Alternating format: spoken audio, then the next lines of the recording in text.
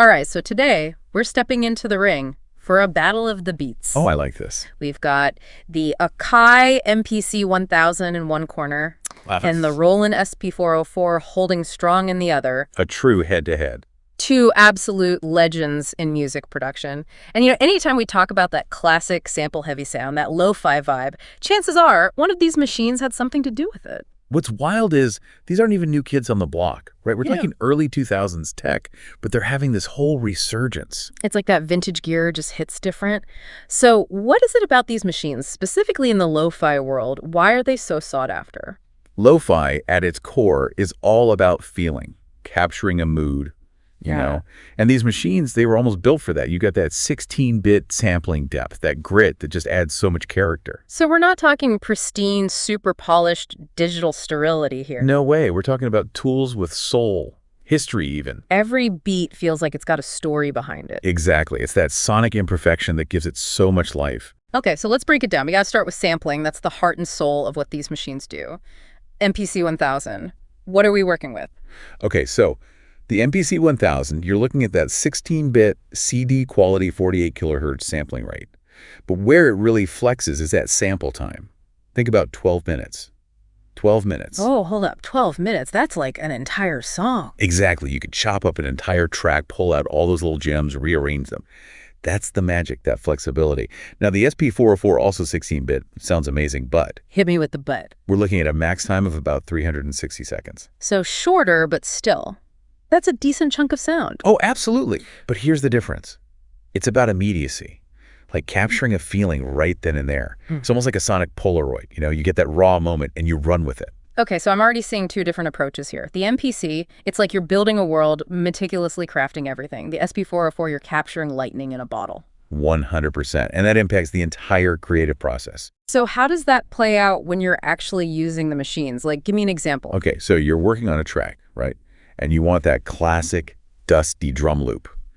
With the MPC, you could sample an entire record of drum breaks, chop out each hit, arrange them into this complex groove. You've got all the time in the world to tweak it. Exactly.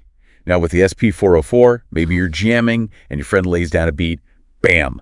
You hit record, capture that raw energy, and you're off to the races. Looping, chopping it up right there. Super spontaneous. Okay, I'm starting to see how those different workflows come into play. You mentioned the MPC sequencer. What's so special about that? For those of us who might not be like sequencer experts. Think of it like the brain of the MPC. You take those samples you chalked and you arrange them.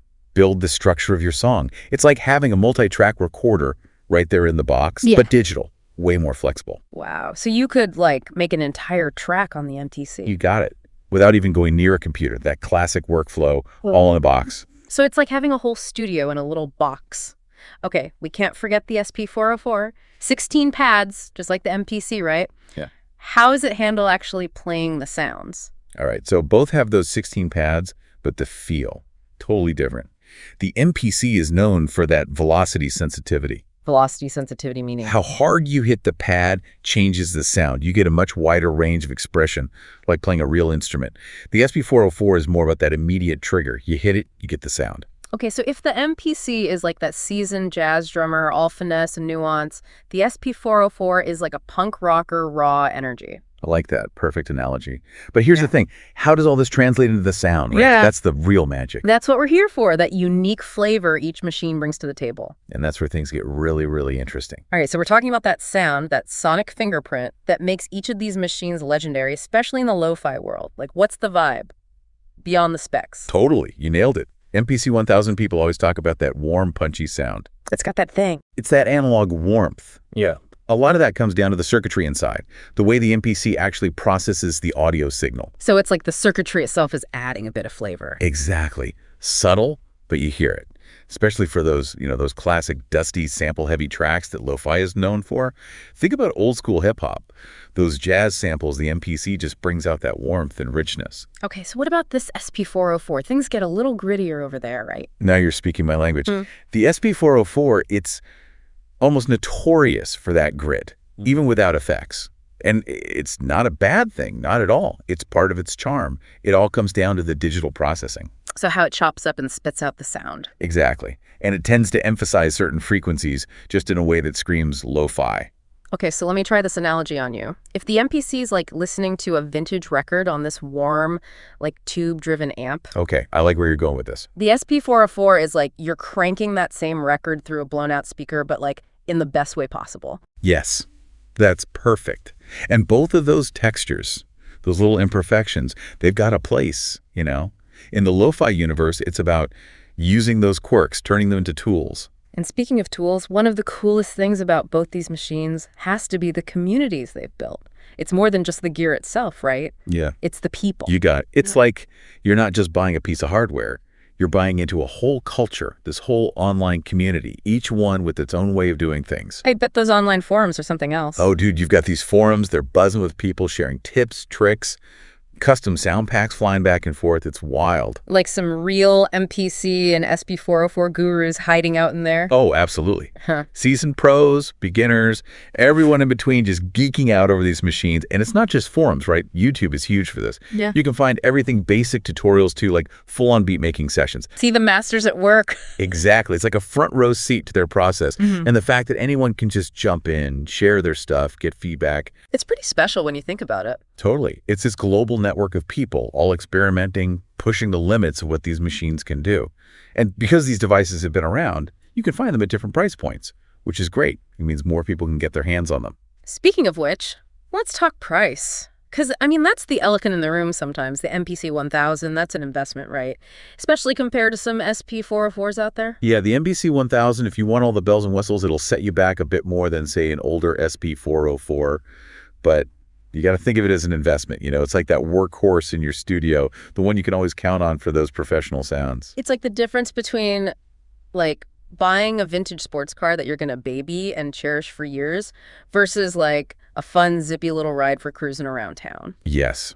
And let's not forget, the SP-404, especially some of those earlier models, they're a fantastic entry point, super budget friendly. And the way they force you to be creative, to get hands-on, Yeah. it's inspiring. Totally. You're twisting knobs, getting your hands dirty, seeing what happens.